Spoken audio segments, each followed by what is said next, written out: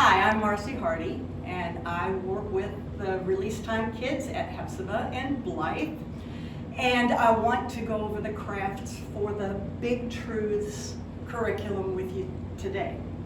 And the first one will be the Thanksgiving curriculum, and we are doing a thankful cross.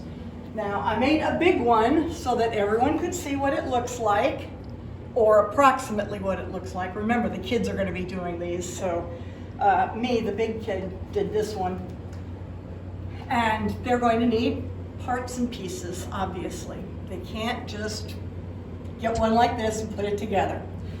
Now, hopefully everybody has their own little craft bag with their own supplies in it, because they will need at least a pen and their glue stick for this craft.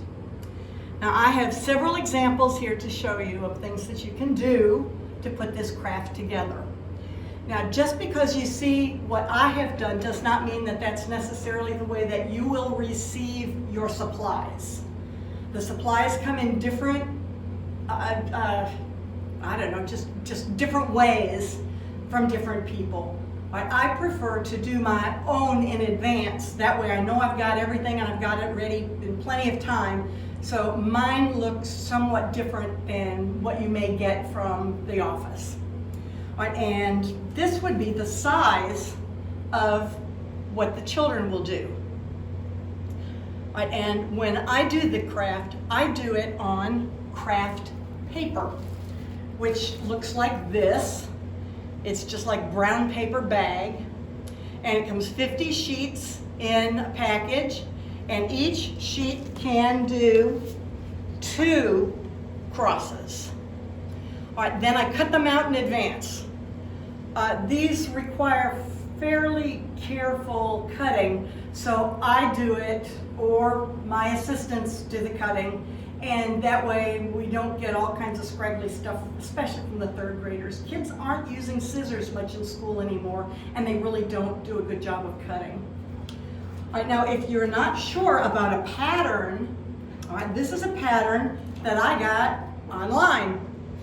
All right, I went to the search engine and just printed out a 2-inch square grid.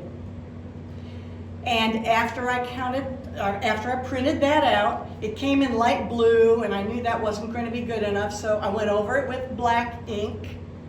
And you can see that it's 4 squares, so it's 8 inches vertically and 6 inches horizontally.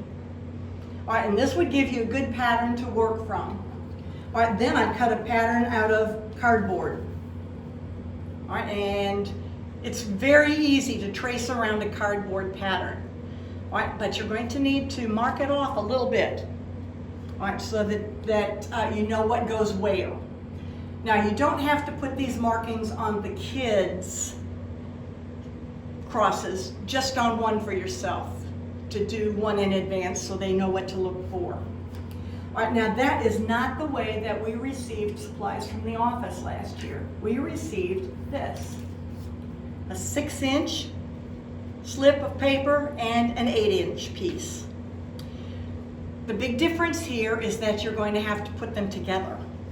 Now, you can have the kids do this, but if you do, you're going to have to mark them off so that you go down 2 inches, make a mark, 2 more and make a mark, and then make a mark 2 inches and 2 inches here, because it's got to go together so that you have a cross that looks like a cross. If the kids try to put these together without any kind of marks, you're going to end up with this or that or something else that looks not like a cross. What I also do is to mark some of the things in advance. I put the word Jesus in the middle, because that's where it should be on this cross. Now, we've got, you can tell by this, this is the original piece of paper.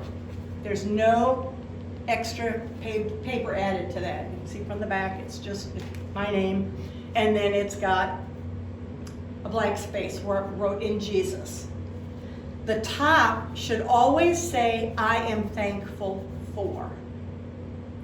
Now, I picked 5 different colors of cardstock and cut them into 2-inch square pieces.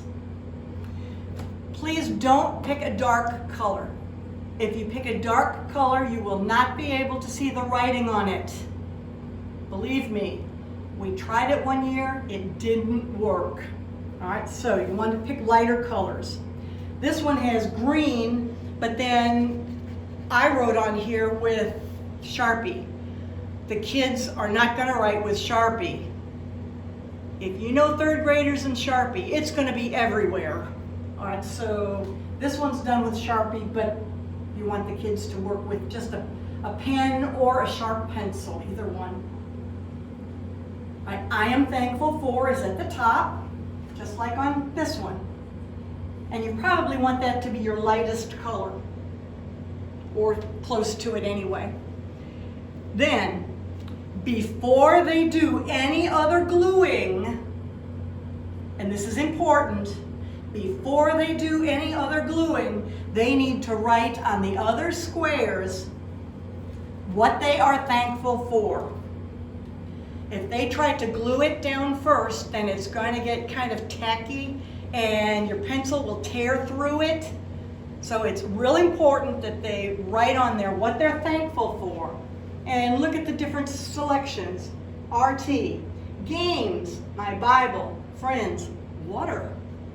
My parents and grandparents, my sisters, evidently, may not have a brother or whatever. All right, my school and teachers, clothes, my dog, food to eat, creation, my home, air conditioning, books, computer video games. All right, all the things that they think are important.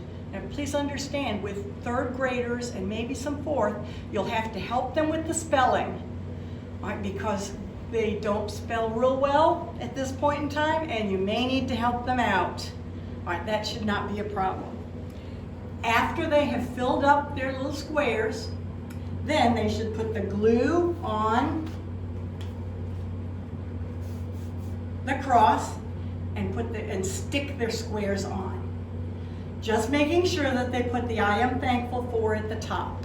You might want to go ahead and write I am thankful for on squares, or have one of your helpers do that. That may help you a little bit, and it'll save some writing for the kids. They might have trouble getting thankful across one of these little squares. After they do that, now you're going to need to decide. They can take it home right then if they use glue stick. If they use school glue, Elmer's, any kind of white glue, they've got to stay at school for another week and dry. But if you use a glue stick, they can take it with them when they leave. Right, and that is the fall craft. Now, the Christmas craft